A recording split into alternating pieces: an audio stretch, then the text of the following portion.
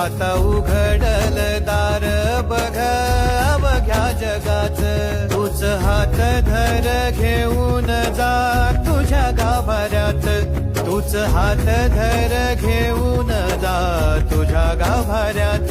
जवा पुन्हा एक वार रूप दिसल सुरेख, जवा पुन्हा एक वार रूप दिसल सुरेख, तुझ्या पायावर माझ्या आसवांचा अभिषेक.